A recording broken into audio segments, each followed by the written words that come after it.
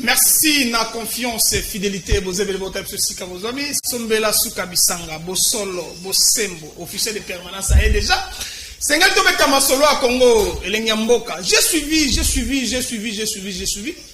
Point de presse, il y a Jean-Marc Kabundu à Kabundu. Kabunda lobby a dit régime à Bajusser. Mais non, on n'a pas Bitakuira. Bitakuira, c'est un régime à Bajusser. Nana comme un bon webelé. Quand Batunyo soit igné, c'est que c'est Kabundu. Nana Tongi ba villa, c'est Kabundu. Abi, ba désacralisant l'Assemblée nationale. Abi, mais Nani me dit jamais. Makanse Bitakuira. Abi, Kabundu wana. Yem datina babuka bakit dans l'Assemblée nationale. Bitakuira a dit ça. Il y a des fois, il faut peser à mon avis. Le pays est agressé. Lorsque le pays est agressé, c'est un bateau sur base de la cimatata, mon contre l'école démocratique. Tout le monde a gagné guerre. Rwanda, c'est bien facile de mouquer. Le district Mouboy. Mais comment le Rwanda peut nous malmener? Et c'est un biseau de Vandi Samakani. C'est un biseau de Tala. Tout il y a Congo, on a centre d'intérêt. Oui, c'est vrai, on a un chef de l'État, Félix Antoine Chilombo. Tout ce qui est dans l'élection en 2023. C'est un montonnier chose la maïele. Habité à l'ouvre les choses. Tout ce qui a la différence politique nabiso. Tout ça la cima tata mon école démocratique. Tout soutenir FARDC nabiso. Et là comme akasi. Potoboto la bunagana. Toboto la. Tout kanisa kati nabiso ba congolais. Jusqu'à preuve du contraire. Quand est-ce que vous avez un embargo wana? Tout ce mamindou qui peut défendre mon école démocratique. Et c'est un biso banso. Tous en asimatata mon école démocratique, nakati mutu ya masula pour alelo. To gouvernement ça sous réplique. Il y a Augustin Kabouya, secrétaire général, il y a IDPS, à lobby, tout le monde parle. Ah Penayoki, na on a top Congo siko. Babi réquisitoire moso réquisition mo qui est dans l'Assemblée nationale. Babi Kaboul a ce soulèvement populaire. Bassin l'Assemblée nationale, ba lever ba unité parlementaire, ba sambisaye. Donc Académie Ali, donc Argentine Ngobila Mbaka. Ngobila. Mbaka. Je me dis dans ce pays, ce qu'on se dit Makansima, entreprise au local, au Gefrem, c'est stable, très stable. Entreprise modèle, n'a 20 mailles de Konani. Seulement, aucun de nos fouteux au côté, papa. Nous sommes en opposition, il parle bien français. Tu peux essayer de mousser la salle. Je fais de commis. Après 2 mois, je suis un DG. Après 2 mois, je suis un DG. Vous suspendez même les travailleurs pour réclamer votre droit à Bongo. De Gokendo. S'il te plaît, mais comment ça? Donc, quand tu solo à Jean-Simon Fouti. Jean-Simon Fouti. Qui est Jean-Simon Fouti? Docteur, directeur général. Il y a CNCS. Vous n'avez pas vu solo qui est malam. Les autres qui est malam. Les travailleurs, bah, on s'est là. Le comité de gestion 26 solo, on va bienvenue à Simbanda, 26 solo. Donc, Pati Malangali, Herman Tumbali, donc, Bajoko Peali à la Mouka. Sengeli ya loba, Bajoko, Sengeli loba Bosembo. Babi, Boti Congrès na Gisangani. Quelles sont les résolutions? Est-ce que vous optez pour un Martin Fayoulou comme candidat et décidé? En 2023, top nini de Bajoko. Merci pour l'invitation, pour Liloba. Donc voilà, nous rappelons tout qui s'engage, tout congrès. Donc na congrès par résolution révélée Bimikuna, notamment le manifeste à Kisangani où servir à base il y a projet de société proposé na Bahia Bokana 2023. En d'autres désigné, biso de désigné, les bateau babima bango moko ndeti ba parti monsieur soit le binga na rosa présenter biso baye décidé de désigner Ndeko Martin Fayoulou comme candidat à la prochaine élection présidentielle. Toboyi pe lisusu to rappeler que Toboyi makambo ya seni politisé. Toboyi makambo ya glissement.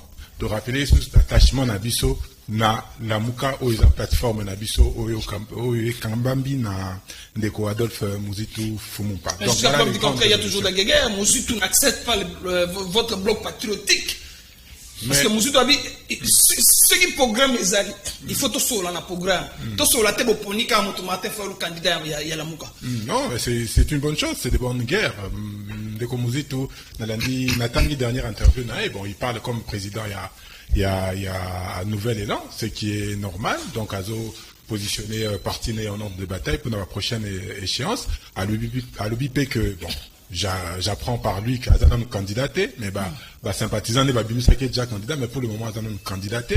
Donc, ceux qui sont candidats d'aventure, car on est un lobby, sur le Bossalema, on va discuter sur des projets Bissot, comme je l'ai dit, on a le manifeste Kisangani, pour servir Bissot de base. Nous avons notre champion, Martin Fayoulou Nakati a décidé, l'homme de 62% des dernières élections, le seul leader avec la stature nationale. Mais voilà, il y a plusieurs résolutions, Moussou et Bimi, pour permettre à Bissot, tout comme Bamboka en 2023. Bien sûr, population ce pays nous appartient. À chaque fois, je dis aussi Moukendemo pour ce pays. Donc ça veut dire que nous avons suivi le point de presse à Jean-Marc Kabundo à Kabundo. Ne quoi lobby, régime à Bajusser. À lobby que non, à Océan, la population école démocratique, démocratique, Félix Antoine Tshisekedi. Il y a trop de questions. Les gens se disaient, au lieu de total Samandou qui n'a pas au Rwanda, Kabundo a une abisso, tout bien Félix Antoine Tshisekedi, Chilom. Kabundo a une abisso qui n'a pas parlé, mais a désacralisé. Ils ont bien géré. Qu'est-ce que le Congolais peut retenir dans tout ça? Merci, Mwana Mboka Rodiniembo, na opportunité au PSI Biso Lelo, Poto Megako Lobela Mai Nathalie Mboka na Biso. Et na motuna otuni ya Jean-Marc Kabundo, Oyo, azo sensibiliser, azo mobiliser, pro Babenga na Félix Tshisekedi, les vrais et les véritables champions. Oyo, tout ça, on a été 32 ans à pouvoir, Oyo, parce que l'espoir, il y a peuple congolais, Fandi et Painaye, et c'est lui qui a la vision. Il y a renaissance, il y a Congo, Félix Tshisekedi Chilombo. Alors, Jean-Marc Kabundo, s'il s'agit de chasser quelqu'un de ce pays, c'est lui, parce que nous nous demandons, il est issu de quel pays? Au départ, il y a Koyana eu de peste, nous l'avons vu venir. Nabasasi viva, le kola, baindien, bautaka, et paille, baye awa, baye kozwa misolo ya mboka Congo. Yemo konenga zawana. Tant ma continue à IDPS, a comme secrétaire général, ayabi, province Nini, à la Tsaki na Moutunaye, pour accompagner secrétaire général à IDPS, pour jouer dans la géopolitique selon statut à IDPS. Il est venu comme Katangé, alors que Azamotia Louza, Moulouba, ya Kananga. Donc, c'est-à-dire, Azali Longembo, Moto Azangi forme, Kotom Azali Mpuku, Kotom Azali Ndeke. Et Bongi Yende Abenganama, na Mboka O, parce qu'Azana Sika Mokote. Et si aujourd'hui, il est en train de parler, na Batugnon sur le gouvernement, mais le premier des jucheurs, c'est lui. Lui est venu dans 2 ans. Combien de villas il a? Des villas à des millions de dollars. Et c'est quelqu'un qui doit parler dans ce pays. Non, il ne peut pas parler. Jean-Marc Kabundo doit se taire. Quand il y a l'opposition, d'abord, il faut définir cause à l'opposant. Venez avec des idées constructives pour faire avancer Mboka. Parce que si vous êtes opposant, et le but est que vous commis vous freiner l'élan ou au développement de Mboka. Venez avec des idées là où vous va pouvoir. Et là, vous avez marché, vous avez dit, vous avez dit, vous avez dit, vous avez dit, vous avez dit, parce que même bano yozana bango d'abord na ébité sur na bana bano yozana bango bako empathie na ba difficulté na ba problème nyoso yozala mais surtout zana idée ya ko pesa pour développement na salama okomona ke makamuso e ko salama bien mais abosana té le rôle aluki bitumba nous avons un grand champion qui est l'honorable Gérard Moulumba vice-gouverneur ya ville à Kinshasa oyo azana lisu na lisu wana za soso ya mboka ya yaki ko ya et Bana ya Congo, Bana Kinshasa, Toyebisi Bino que nous avons un gagnant, un champion, au Azalina, au vision à venir, il y a Congo, c'est Félix Tshisekedi. Nous sommes Bazako Loba, Nabetando, Bazako Loba, pour pas dénigrer, ils allaient 0. Et nous allons vous regarder, vous autres là, le rôle à papier, parce que vous n'avez pas de voix à lever dans Katia Mboka. Merci beaucoup. Qu'est-ce qu'on peut retenir dans tout ça? Malheureusement, tu as ACP, à partir de Argentine, Mbaka. Tout le monde a fait Baoué Wanabino. À cette époque-là, l'histoire était dans ces pays. Hein?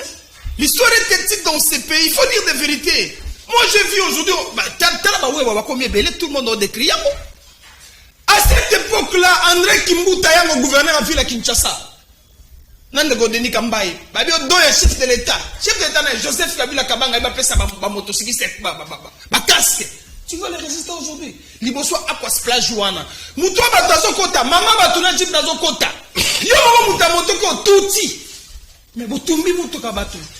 Est-ce que ma comportement n'est pas matika to bako bana muto nazo. Muto na mi balé. Que le vrai rôle il y a ministre, il y a transport, il y a mos ngokoso. Na chef de division so ki timba so ki timba so ki juana. Bon ça la ni na mbogo. Ouais, Ndeko Rodriguez, merci d'abord na invitation na yo pour na plateau Oyo Kitoko, na saluer Peba intervenant tout aux anabango na plateau. Je dis bonjour, mes encouragements à l'endroit du chef de l'État, son excellence Antoine Tshilombo Tshisekedi. Na saluer P, bravo, P courage, na y a le suprême de la ville, Oyo Ngala Ngaka Kobenga Mingi, le buteur de l'Union sacrée. Jantiningo Bilambaka, et puis secrétaire général Charles Mbutamuntu, na adjoint pourquoi pas Pius Kandolo. Ndeko Rodriguez, motar wana to meto benga bango communément, baza ba congolais, ba wewa nde to benga bango communément, pardon, ba wewa, baza ba congolais. Et ces motards, baza na liberté na bango, baza na droit na bango tout sur ces sols congolais. Mais biso toujours condamnaka chaque fois toujours irrégularité oyo bango bazali ko kometaka ou bazali ko salaka na sol congolais ou pas seulement ici à Kinshasa. Dernièrement même nazalaki na Matadi pour na implantation ya structure à prendre d'aujourd'hui na ACP. Vraiment biso toujours condamné yango même yemoko le gouverneur de la ville ou les autorités morales à partir na biso ACP a condamné kango chaque fois. Mais c'est quoi? Lorsque le gouverneur ou le président de la République instruit, président de la République chaque fois appelle sa instruction, même dans le conseil des ministres, qui va réglementer même problème où ils en ont là. Après l'instruction, l'exécution vient à qui les droits, c'est qui? C'est la police.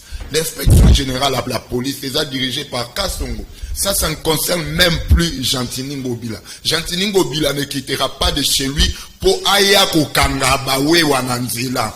Pour Ayako Betabango Fimbo Nanzela. Je ne dis pas que même la police, il faut Betabango, mais il faut pas sanction. Personne n'a appuyé Bango ou soutenir Bango Naba. Mabetu bazo sala kawana. Surtout une infraction, il y a des lois pénales, il y a des dispositions oyo kanga bango attend que tout oyo basali infraction. Donc wana bo épargna ka Jantiningo Bila, ministre à transport bazo sala ka mosala, même ba taxe bazo foutisa bango pour le moment ya ba moto wana. C'est pour que ba tongela bango ba parking lobby bazala na ordre. Voie routière est réglementée par la police toujours. Donc, pour commenter l'élément à Jean-Marc Kaboun, moi je crois que Jean-Marc Kaboun sorti na Ewana et Abeti Pena, Libanda Nenge Tolobakango na Kinshasa, c'est quelqu'un oyokutu, peut-être bango na UDPS de Banda considéré. Bisoto Bangaï, personnellement, je me disais déjà, mais pourquoi quelqu'un local à Jean-Marc Kaboun à la tête d'un grand parti local à IDPS. Et aujourd'hui, voilà. Donc, Abimi Pena na Poissa. Yé a coquille jamais coupé sa leçon. Et puis, Nganazo Senga toujours. Local a déjà affaire naïe, parlementaire, lobby, kolandelaye. Balandelaye, il doit être sanctionné, arrêté pour Makambu Touye à l'Obaki, à l'endroit du chef de l'État. Jamais Ekoki Kolekandengwana nous attend que membre ya Union sacrée soutenant le pouvoir de Fachi Belton Tokolingangote et les Kandengwana il faut kangama. Mais c'est 0 seconde de Konanga Rodriguez de Konanga Lamuka mais abeti li solo amate oyo kuna na nini na mboko yo baboya ki fayulu ba rappeler que c'est Fachi Belton qui était président. Oui, merci beaucoup. Il faut pas abeta kayango. Zoko beti côté positif, tolinga pe beti côté négatif. Merci. Rationalité. Merci beaucoup. Ndeko nanga Pati Malanga. Tout ce que nous les solo wana ya moto ka bato batumbi ba wewa. Et puis on va chuter sur le dossier Jean-Marc Kaboun parce que normalement le dossier nous allons mais est-ce que c'est le général Kasson qui n'est pas en mesure de gérer la ville, de contrôler la ville, de sécuriser la ville ou quoi? Parce que si aujourd'hui totalement Kuluna et c'est refaire surface même na Kominya Makala, na Kominya Bumbu, na Kisesu. Quelles sont les stratégies? Est-ce que c'est général Kasson mais c'est qu'il a mobilisé pas tout ce qu'on gérer ville teba Sakanyama. Merci Mwana Mboka Rodrigue Nyembo, journaliste d'investigation Mboka Oyo. na pesi mbote na ba co-débatteur ba soto ngi na ba nzela plateau na pesi pembote na famille politique na ngai pona o ekambami na excellence Élysée Bokumwana na pesi pembote na ba communicateur nyo surtout ya changement pour la nation congolaise membre de l'union sacrée o ekambami na ngai moko à la personne Pati Malanga Somé ba congolais sans oublier le sous salutation na ngai qui est le plus loin sous c'est pas tata mo konte ko le mwana mboka Félix Antoine Tshisekedi Tshilombo na bitumbo ya kobunda butulo kola moi pour que kimia ingilo tout étendu ya ngomba Congo sans oublier ba FARDC ya biso FARDC bendele ko ya te FARDC longonya bo pikiliki ingilo toujours katu ya bino kolandisama na maso bo ko sala pour que to bana ko zwa contrôle ya tout étendu ya ba territoire mboka na biso Congo na koti na malbaba mwana mboka Rodrigue na makambo Italie numéro 1 ya la police ya ngomba ville ya Kinshasa ngai na koloba boye mwana mboka oyo yako kamba la police na biso na ville ya Kinshasa tokosenga na ekaka aiba na kuzonga l'ordre pe na molongo kolandisama na ba responsabilité waye parce que balobi que la police ezali wana pona kobattre la population na biloko waye baso mais tant que toza komona moi iki kimbilinga la makambo etali incrimination toza komona kati ya ville ya Kinshasa crime eko salema na bisika o même toza ko s'attendre na yango te et à tel point que tokomi komona pe même la police ya biso ba komi ko sala makambo vraiment na ndenge longo banité kolandisa na responsabilité ya bango en quelque sorte toza ko zala vraiment un peu décis raison pour laquelle tokosenga na sima mikolo oyo ko ya tata mokonte ko mona mboka Félix Antoine Tshisekedi il faut aiba na kozwa part ya responsabilité wa toujours pour na Italie même koyeba na ko bouger la police ya biso surtout pe na ville ya Kinshasa parce que comment on a moi bosambulu mususu oyo ba policier wa biso ba ko sala c'est comme si vraiment baleka na recyclage malamu te ndenge longo bani pe c'est comme si ba institution ba ko pesa ka bango et ko kendaka à la contre na kolandisa na makambo bango ba ko sime na kati ya ville ya ngomba ville ya Kinshasa o même tout ça ko yeba vraiment te si réellement au juste la police ya biso balingaka nini avec beaucoup de taxes ba komi ko senga ba tuna banzela tout consort o to ko mona ke baza pe ba moko ya bato baza ko créer biso o ba bengi lisusu comment dirais-je embouteillage na ville ya Kinshasa à tel point que to komi ko constater que embouteillage so ko ya makasi même ba service belo ba tondisi na nzela ba service routier to ba roulage baza le sous ka ba ngombo côté to komi ko ba service bele ba ujana ba zongi le sous na nzela ba komi ko opérer à tel point que même ibiloko ko lia o eutaka na nzela ya ba Congo okomona ke non eza kokota na ngoma ville ya Kinshasa pona bana ko ton bana ko secouer biso na tel même biloko akolia mais to komi ko mona bato ya service routier ba komi ko parvenir ko kangami tuka eza ko yana biloko akolia bino bokangi pondu ezala kana soki esali moi quelques heures et c'est famé et baby moi ba toaso bango sezate tango bino bokangi yango siko ozana besoin ni bo privé biso loko akolia tango bino bokangi malala tango bino bokangi ba bitabe bino ko ezala kana soki moi ezu fait fin de place moko ba rebelle et c'est famé et baby wana ba ujana ba komona makasi sala oyo baza ko sala e ina molongo te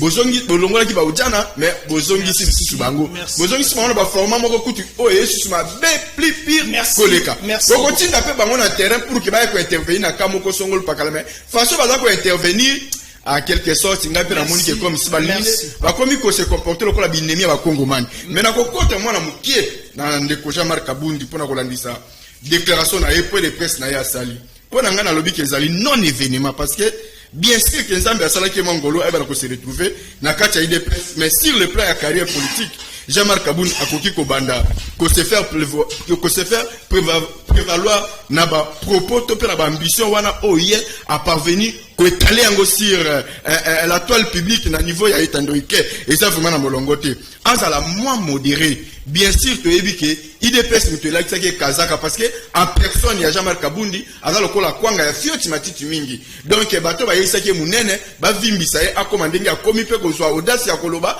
ezalinde IDPS na yango wana to kosenga na ye azala mona ba reteni azala moins modéré kolanisa na propos na ye parce que ndeko Jean-Marc Kabundi il faut tenir compte na ba réalité politique ya mboka oyo azali secrétaire général ya liboso te oyo ayeko kamba IDPS ayebi ba secrétaire général d'abord yekutu ba bengani ba longoli ya kolongola mais ba okutu mususu ba kenda batikala même pas kozwa impact na ba départ na bango pe lelo même ko kende na ye pour na IDPS eza na non événement eza pe na impact moko te parce que ye moko en soi to yebi le passé na ye ko alinga te babanda ko tale ba bebuzo ba na Merci, o nyonso ya merci, sala dira parcours na ye na kati ya IDPS Merci. azali vraiment na parcours moko mabe muto modèle wana to ko accepter même pas lobby akoma président Merci. tala mutu oyo ayoki na église ya ba voisin kuna ba ko sambela mais pour akende kaka koloba ke non bo dimine ma volume ya sonorisation na bino to pe sala bo yaki akangi sonorisation Merci mutu beaucoup. akomona ke non même mutu ke ko tambo na nzela Merci. ce qui batambo ina ndenge ya mabe Merci beaucoup. après alors Merci, que le s'il te plaît, parvenir merci, merci. otobola bapini ya mituka wana Merci beaucoup. après mutu modèle Il va dire aux populations,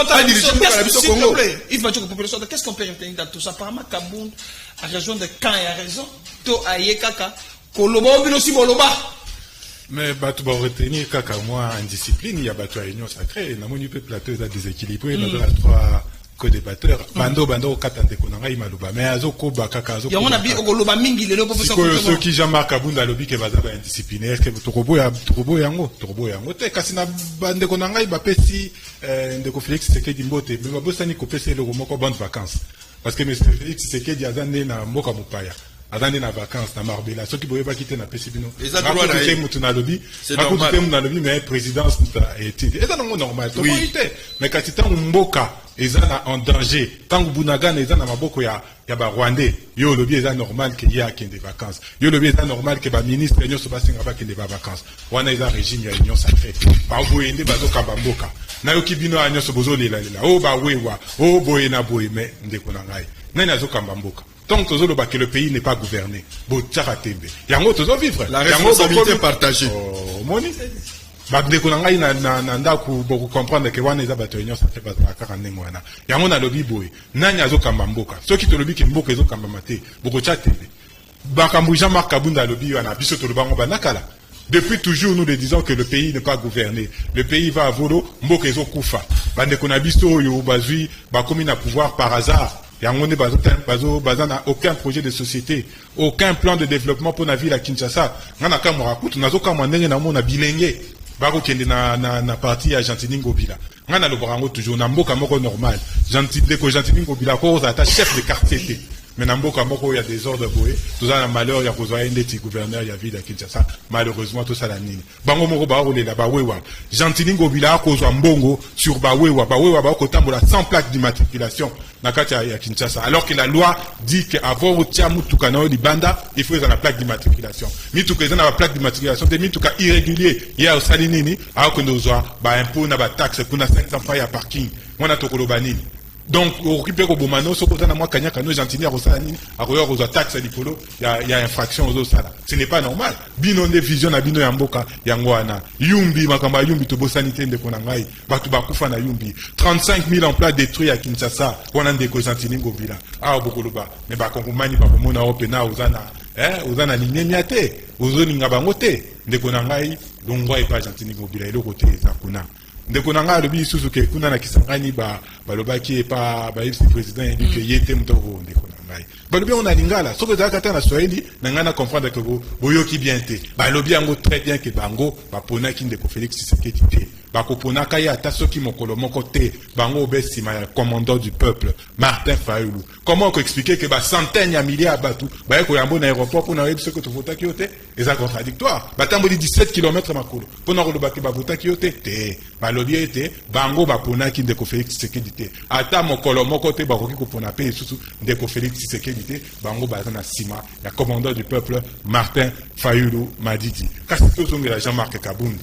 Mais Jean-Marc Kabunda bango le londe ba yebi ke Jean-Marc Kabunda za muyibi kaka lelo nde bayebi ke Jean-Marc Kabunda kosa na likambo ya ekolo na ye kaka lelo nde bayebi ke Jean-Marc Kabunda botola ka babafle kaka lelo nde bayebi ke Jean-Marc Kabunda tobola ka bapne banaka la bozaki wa pona koloba bosutuki na pongi to ndenge nini 4 ans yango na lobi bolexi biso 4 ans na biso ya pamba etikali na ne bozo lexela biso yango do koloba na 2023 biso to rosala ba campagne citoyenne pour na rappeler population que na 2023 régime oyo il faut kolongola ngona lombango. Mais biso nde toza ba républicain toko bengana bino par les urnes yango ne toko bunda pona ba vote ezala transparente o bino bolingi te boko sala nyamu na ndenge nyoso Jean-Marc Kabunda pandi bino na poisa wana mwana na bino moko mwana na biso te biso soki tolobi yango boloba o biso ba ene badongolo misu kasi sikoyo mwana na bino moko alobi makambo wana bokomi ko s'acharner contre au réquisitoire au boetera waya atika kotonga kuna mais vous étiez où depuis tout ce temps de konangai wana kutu tokolobate kasi pas eza na Kinshasa bandeko bazo souffrir ndeko na ngai kutu ya journaliste ye na mwa reta pona nini ba embouteillage pona nini banzela mabulu ekotobola ba pneu ya mituka bato toloba nini tolela na munoko nini ndeko na ngai la population est en train de vivre une misère indescriptible et pendant ce temps-là bato il faut bakamba mboka basay nini ba okende ba vacances balobi c'est normal. Merci beaucoup Herman Tumba. Okinde Gorbi abi le pays n'est pas gouverné de 1 de 2.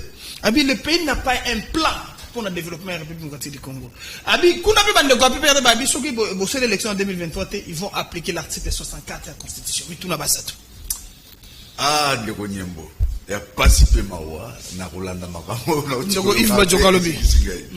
Ndeko, namoni a imité Pena et l'obélia Martin Fayulu, mais qu'est-ce que comme candidat malheureux le rôle ailleurs, on va nous en avoir l'élection, parce que ok ici n'a pas imité façon na ya koloba na ba gesticulation na a Rosala candidat malheureux même en 2023 a rejoindre le côté parce que Félix Tshisekedi a 32 ans 30 ans il y a un mandat na désenglissement na déjà il y a glissement au bino koloba ka wala to sala ngo parce que a Rosala na yango mais pépère d'ailleurs appliquer article 64 il est vrai que Martin Fayulu a kendaki ya komina Kisangani ya sali ko ya sali le président de la République a aucun des vacances alors qu'ils ont droit d'ailleurs après avoir travaillé il faut que il fallait qu'il ait le cola mboka zalina kokoso zalina bitumba mais ceux qui mboka ngoto yebi qui ça na bitumba mais parlons de la guerre cherchons les moyens les voies et moyens il y a continué ça bitumba wana mais tout le bela même raconter tellement pour namité parce que ma campagne au Martin Fayulu zo ko kende ko sala et zo tala nini intérêt ya mboka pour guerre aussi dans l'Est ou bien les autres intérêt au yaye pour alukandengeni ni batu bakopesa ye moi makasa na tango élection koya donc c'est-à-dire ceux qui élection au makambo ya sala ezali droit na ye aye bape que na Est guerre ezali alors atika ko sala ba campagne wana aya bafanda na mesa pour balukandengeni ni parce que za Congolais ya ndenge batu baza ko mona yango aya bakanisa ndengeni ni bitumba ne ko sala na Est olia ba ko sala ba campagne na bilobalo ba ya pa masoki na volaki président aye bi déjà le loke ya za na président parce que soki na zalaki c'est ka sala na été papa. Le PPR devait appliquer l'article 64. L'article 64 est-ce que dans ce pays de Konyembo, si les ridicules pouvaient tuer, les PPRD, il fallait qu'il y ait un bango kimia. Qu'est-ce que nous on n'a pas fait dans ce pays n'a autant de fois où le bango va violer? Est-ce que ici aujourd'hui, nous pouvons parler de la violation de la constitution dans l'article Nayango, Ndenge bango va donc ça. Et là, comme on veut parce que tu yebi, que mon kondiambo quand tu en as yé, azali moto oyo ya sembo, oyo lilobanaye et likarate a réalisé yango. Donc comment on a trop kendeti na ba élection en 2023 sans glissement. Donc il est inutile. Babandako parloter ça et là, au lieu babandako s'organiser pour ba milengel na maponami, bazako luka bilinga na kati ekolo. Et là comme on veut mais interpellation na ngai bikolo zali na peuple congolais, bolanda badongolo misote, mboka ezali et certes na moi ba difficulté oyo to kutaki ya kota ko nyambuka kutaki mais loko la zali na vision oyo ezokoluka refondation ya Congo na biso boye manqué victoire et ségrégation kaka na mitema na biso parce que azali ko sala butu moyi po kimia ezonga na partie ya est azali ko sala butu moyi ba Congoli ya lobby ba zo misala ndakisa boye bito usine ya monene ya traitement ya na niveau ya Kivu ezali ko tongama ndakisa pona makambo etali mai boye usine aux les aussi là d'ici moi au ya résidence ya ile baimbu et pour desservir population mingi ya Kinshasa pour na mabotali mai l'autre qui za ko bongama nyonso wana ezali parce que azali visionnaire ayebi ke na yaki na Congo na kotaki yango na kati ya libulu mais tobi misa yango pour peuple congolais oyo apesa kinga imbano ya kosalela ye ayeba ke azali na président moko ya solo oyo to joua te na kati ya Congo depuis que Congo ezali Congo tilelo c'est celui qui sait donc académie réaction sur par rapport à Mandoko Indoko Yves Badjoko le pays et la ville n'est pas propre, la ville n'est pas gouvernée, la ville n'a pas un plan. Ceux qui pour la bango de Ngobero, ça jamais été chef du quartier. Il y a un mituna pour la personne de Kopati Malanga. Ndeko azako se tromper na zoyo kaye azako loba moi malamu ndenge ndeko nanga lobi ke azako imiter même façon de parler ya chef nae, mais koyoka ye azo réfléchir, mais sikoyo vraiment maloba lobi na ye bité soki a consulter capé dictionnaire nae.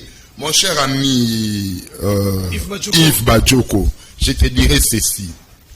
États-Unis d'Amérique, presque tous les jours, il y a des crimes. Presque tous les jours, il y a des viols. Vols à main armée et ça les maca. C'est-à-dire que les États-Unis d'Amérique n'est pas gouverné. Pays où ils ont gouverné tel que la RDC, les lots où maximisation et budget et ça les mis. Bravo na Samalokon, le premier ministre excellence. Ou on a payé ça gouverner. Yo na moni déjà yo na bag na alliance na yo na loboko. C'est-à-dire lorsque toi tu gouvernes ta famille, moi na yo a encore ça dérapage. Ça ce sont les dérapages ya oezalaka na vie ya gouvernement partout ailleurs. Nde eko exclure yo te olongwa para parce que moi na no ako commettre erreur. Oyo wane zabere de la gratuité de l'enseignement. Et ça yango to comme na fin de l'année bana bazaye proclamer ba passer ba classe gratuité de l'enseignement malgré quelques incohérences ezalaka entaché na mosala ya moto o ba lèvre humaine est toujours attachée des irrégularités. Pardon, il y a là-bas irrégularité.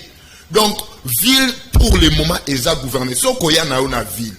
L'éclairage public. Ngobila n'a trouvé aucun fonds. Donc, mbongo a coûté un côté. Mais aujourd'hui, il y a l'éclairage public. Il y a le pont Bongolo qui est construit. Il y a la route Elengesa qui est construite. Il y a la route Kikwit qui est en train d'être construite. Il y a les grands marchés qui est déjà en construction. Yo okoye bisanga ke ni elo côté eza dirigé. Bo imitaka te lokola bato yo lobby awa pas plus longtemps. Kabund Otozoloba. Abima kana ba caucus amemi ba député ba tukoke ko induire bango nere ba député po ba loba malobo yozoloba lelo. Où en est-on ailleurs? Donc pour que taxer biloko binomo kona nous réfléchir to yo kika que non, la ville n'est pas gouvernée, le pays n'est pas gouverné, yo calqué ango oyeko brandir na plateau il y a canal kill. Merci. Et puis ils ont ridiculisé eux-mêmes et bimondiro autant même français que mais attendre parler aux oloba bien ba mot français obima. Or gouverner ne veut pas dire que au gouvernaka sans irrégularité, sans erreur. Merci beaucoup, Ndeko Académie. Ndeko Pati Malanga, réaction à chaud par rapport à tout ce que Ndeko. Oui, merci beaucoup. Na landi bangonyo sona bokebi, mais ngai na zoso ngama mukeka ka plus loin pour na koyebisa toujours na Ndeko Jamar Kabundi ke banje eza vraiment makasi. Lukola banje eza vraiment makasi na kosenga na ye aye bana kozala un peu moi na barité. Mais réquisitoire c'est dans l'Assemblée nationale. Non, réquisitoire est batineli mboso Joe Biden. Parce que bitumba oyo ezobunda na mboko eza bitumba niveau na été akomno na niveau anati. Donc azana no bébé politique niveau ya ba réalité politique mboka na na niveau na été pe il faut ba ke bitumba eza bunda pour le moment eza bitumba ya banzoko. Donc eza bitumba niveau na été il faut meka un peu kozala ba réserve pour que akota na bitumba oyo il faut ali atonda. Loko anano ali atondité afanda ata la politique à mon amboka Félix Antoine Tshisekedi parce que ils allaient pédagogie mais ba ko comprendre on dans la pratique na linga ki na yebisa na ba Congo mani nyoso tout que parti politique ya biso puna oyo kambami na excellence Élysée beaucoup mwana na niveau ya ville ya Kinshasa ngai na numéro 1 na président provincial ya ville ya Kinshasa tout ça ça l'appel na ba jeune baso bilenge basi pe mibali oyo bazana ba ambition politique oyo bazana souci lobby ba ibana ko apporter ba ambition na bango comme ba candidat député national provincial et ça même na ba élection municipale urbaine ba yeba na ko ya ko porter adhésion na bango au sein de notre parti politique puna pour que to yeba ko aligner bango pe comme ba candidat oyo ba ko accompagner vision ya mwana mboka Félix Antoine Tshisekedi na 2023 parce que cette fois-ci on a déterminé que 2023 ou rien peut 2023 pour la biso soki ma pona mieko salema il faut te ba ko remplir ata plus de 400 sièges oyo ko sala ke chef de l'état azala na majorité absolue na niveau ya parlement na ko ebisa ndeko na ngai ya décidé Yves il doit d'abord savoir que mwana mboka Félix Antoine nani mwana mboka Martin Fayulu aza kwanga ya fioti matiti mingi bao ba yesaka Fayulu munene na mboka oyo biso to yebi yango ezali Jean-Pierre Bemba na Moïse Katumbi mwana mboka Fayulu ataki loko te na kati ya mboka nana yebaki nana bandai ko beta liso na ye nana bandai ko lobela ye même mais grâce à mwana mboka Jean-Pierre Bemba na Moïse Katumbi nde basaliki bavimbisa ye ba yesa munene mais ayebaki azali loko te na miso ba congolais pe apporter loko moko te na miso ba congolais parce que to yebi le passé na ye comment est-ce qu'il était collaboré avec le régime Kabila le régime sanguinaire pour na koyeba na kotia à l'écart ba candidat gouverneur ya opposition à l'époque on va dire même na souci ya ko apporter un plus na kati ya mboka na biso entre autres lokola mwana mboka option to yebi lelo soukitikala na image ya mabe à l'égard ya mwana mboka Fayulu mais na bisa zo ba kemboka da gouverner par rapport à ni sur quel plan sécurité sociale infrastructure sur le plan éducation mais non oyoki déclaration ya sénateur américain te ko lanisa ba décision au bazui diplomatie agissante ya mwana mboka Félix Antoine Tshisekedi et ko beta lokola kake na mite na mato ya bato lelo grâce à diplomatie mwana mboka Félix Antoine Tshisekedi to comprendre ba enjeu ba réalité batamaki lelo obino sobo yebi lelo ke Rwanda ndem mutaza ko agresser RDC lelo bino sobo yebi lelo o ke non lelo communauté internationale bazui ba décision ba kasi likolo ya Rwanda pona ko bisa ba ke ba suspendre bango mec ba suspendre bango ke bazali susu na droit même pas il y a porter soutien à bango pembe na nani il y a ba terroriste ba M23 pe bazali susu na droit même pas il y a besoin pas de responsabilité tellement comme Minduki pona ko ba toujours ko épauler bandeko o ba bidonga miso ba merci beaucoup donc aza na merci beaucoup de produits qui est mis parce que il faut expliquer ngai merci beaucoup ndeko Yves Bachoko réaction chaud na ba préoccupation de monsieur mais ba ndeko balobi ba bosani ka ko souhaiter que Félix Tshisekedi bonnes vacances hein avant émission ceux qui ko souhaiter de bonnes vacances et que ça la bien kasinga na obi awa ba balobi que bango babando ça la soutien au FRDC bango baza pona bitumba na est bazo défendre ba luka ba voisin moyen tant biso to ça la marche na société civile contre pour na soutien à FRDC ndeko Félix Tshisekedi azaki wapi azaki na mariage na fête ya mariage alati veste rose ako sepela kuna biso to zaki sur le terrain to mobiliser population la population est prête à faire la guerre mais bino bo salinini bo continuer ba négociation na bino na ba conciliation na bino boke Nairobi boke Luanda boke bipa union pour quel résultat zéro résultat ba edisi bino nini il faut dialoguer avec les M23 wana nde théorie na bino nani a commis Kagame son frère et ami biso kasi sindeko Félix Tshisekedi nda commis Kagame son frère et ami alors que Mboko ils ont agressé biso bino lelo boyebi kaka lelo que c'est le Rwanda qui agresse la RDC ndeko na ngai hein na 2010 le rapport mapping Ekomama depuis 2010 et Lobango quels sont les pays aux autres tourmentés Mboka na biso il n'y a pas que le Rwanda on a informé l'Ouganda le Burundi aujourd'hui même le Soudan ils ont agressé Mboka na biso à travers Bambororo mais bilo ko wana boye bandengani bino momesa na ba fête ndeko ya bino kabunsi alobi chaque samedi na sénat responsable de la Ligue des jeunes IDPS alobi yango que chaque samedi bomela ramwa moko pokuna bozande ti ba chef coutumier il faut bosser elaka tous les week-ends bolobi awa que 30 ans de mandat ndeko na ngai 30 ans de mandat plus 2 ans de glissement allez bakoloba état de droit bakoloba biso ba tout état de droit tout ça ba démocrate 30 ans de mandat ndeko na ngai bolobi na bino toujours que lorsque la maison interne est divisée moyen to faire la front na makamozo ou la biso libanda exact yango na 2019 to presque bino plan de sortie de crise mais boyoka na raté ndeko na ngai a assez pas de gratuité de l'enseignement ndeko beaucoup de 100 élèves par classe il y a la gratuité de l'enseignement de wana bozo former des ba illettrés beaucoup pesa bango diplôme na suka boyete ndeko na ngai la jeunesse c'est l'avenir d'une nation bino bozo boma avenir ya nation na biso ndeko ngobila tsheba minda partout nakanisa ko biso voilà le plan de développement ya ville à Kinshasa horizon boyeto koma na place horizon boyeto koma na place kasi yo zo bisangai ke batie ba minda batongi elenge sa kabila pa comme ça qui boulevard munene a comme ça mumba munene to ça ya nini to bengana e bino pe to ko bengana bino toujours par les urnes soki mapone ça les minde kona ngai kuna lobi ya puna soki donc na ngai soki te 2023 tokotika te pas une minute pas une seconde de plus dans ndeko Félix Tshisekedi pour passer au bitozo bika et l'équipe ndeko Herman Touma parce que monsieur c'est déjà 30 secondes.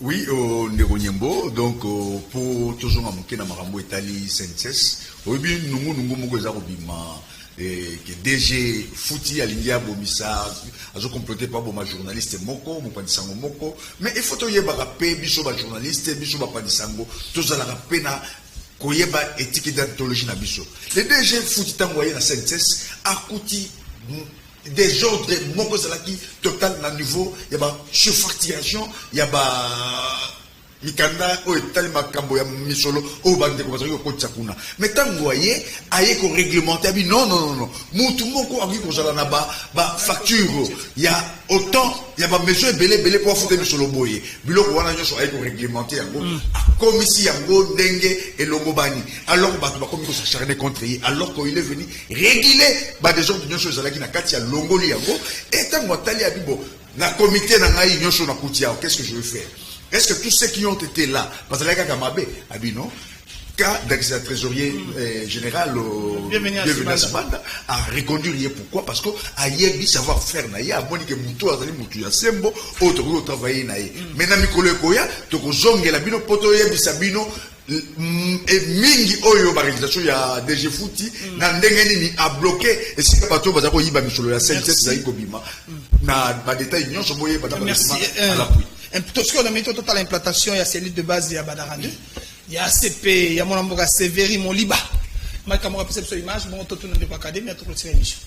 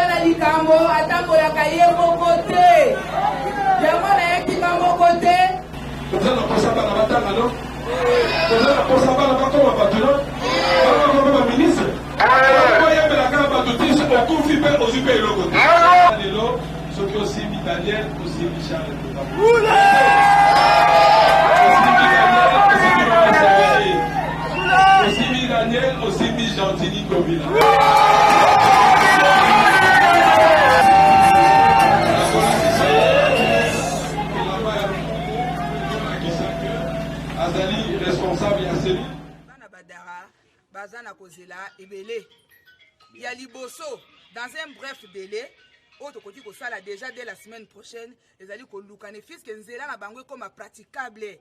Pour mbala simatango tokoya, ezala te toye to tiki mituka quelque part to bana ko se débrouiller te. Mbala simatango tokoya tokokota na prince timbala moko nesika bango ba kolengela pona koyamba biso.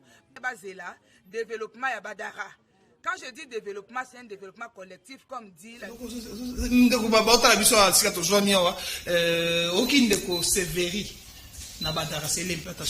Oui, merci beaucoup. Wana Iraki implantation, les lobbies na ACP to lobby to zaka na makambo ba œuvre. Donc œuvre ndé ezola samosala poto préparer les sous 3 jours na martyr to sala événement moro ya 3 jours d'affilée na martyr. Donc les lo oyo ACP rien à dire, ce sont les œuvres qui témoignent. Merci beaucoup, mais 0 seconde pardon. Ndeko ce qui président a voyagé ezako exclure c'est que azo diriger Kambo. Boka eza bien dirigé, koyaka te président vacances tout comme ça.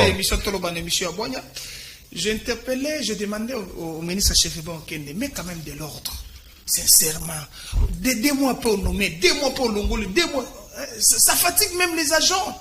Mais quand même de l'ordre, le Geoffrey, même Olivier Mandila a dit ça, il faut mettre de l'ordre. Geoffrey Massala, Moussala, na mission, na yoba pesa ya sala. Mais c'est riba aucun apparemment, français, il y a une opposition. Dans cette émission, je dis merci coup de chapeau à Mama Idegri Manzumba, Matukumema, c'est redynamisation à partir. Le lobby dissident, Lali, Bandungu, Babi Iyo Napalou, dirigé par Odefort Mayobo. J'aimais la moussi Pierre Moulele, Sali Bistre, c'est moi malade, population marche, Mama Idegri Manzumba, Sukisa, qui m'y a encore en retard. Au revoir, merci.